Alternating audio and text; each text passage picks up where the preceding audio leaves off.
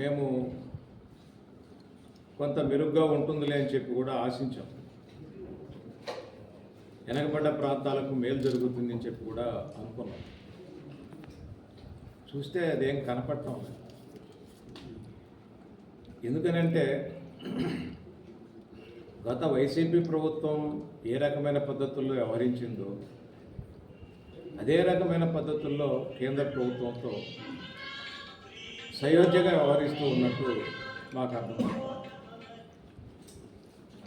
ఎందుకనంటే విభజన హామీల్లో ప్రధానమైనటువంటి అంశం కడప ఉక్కు.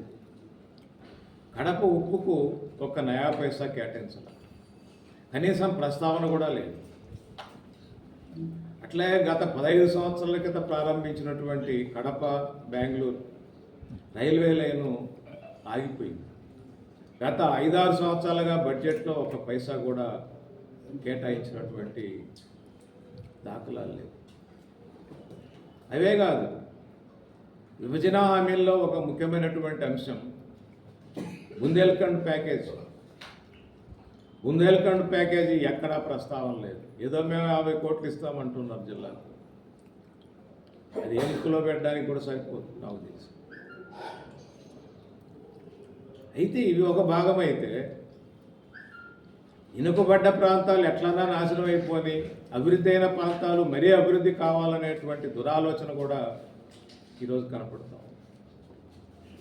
మేము అమరావతి అభివృద్ధికి అక్కడ రాజధాని నిర్మాణానికి మేమే వ్యతిరేకులం కాదు. అంటే వ్యతిరేకులం కాదు కాబట్టి అభివృద్ధి అయినటువంటి ప్రాంతాలను మరీ అభివృద్ధి చేసి వెనకబడ్డ ప్రాంతాలు మరీ నాశనమైపోయేటువంటి పద్ధతుల్లో వ్యవహరిస్తే మాత్రం మేము ఈరోజు 15,000 కోట్ల రూపాయలు ఈ సంవత్సరం కేటాయించారు అమరావతి అభివృద్ధి పెంచారు. అట్లాగే ఐకాన్ బ్రిడ్జి కడతారట, ఇంటర్నల్ రింగ్ రోడ్ వేస్తారట, అవుటర్ రింగ్ రోడ్ వేస్తారట, 6 లైన్స్. అవుటర్ రింగ్ రోడ్డే కాకుండా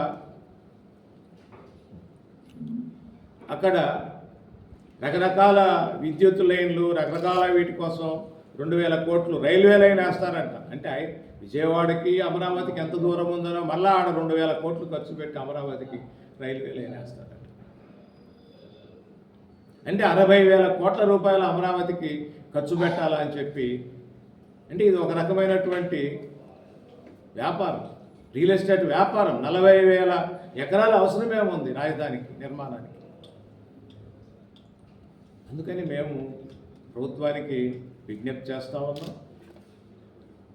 అట్లే కేంద్ర ప్రభుత్వంతో అటో ఇటో తేల్చుకోవాల్సిన బాధ్యత ఉంది. మీరు ప్రధాన పాత్ర, మీరు లేకపోతే చట్టమే ఈరోజు దేనికి అయ్యేటువంటి పరిస్థితి లేదు కేంద్రంలో. మరి అటువంటిప్పుడు వెనకబడ్డ ప్రాంతాలు, విభజన చట్టం హామీలు, వీటిని అమలు జరపడానికి మీరు కృషి చేయాలని చెప్పి రాష్ట్ర ప్రభుత్వానికి విజ్ఞప్తి చేస్తా ఉన్నాం.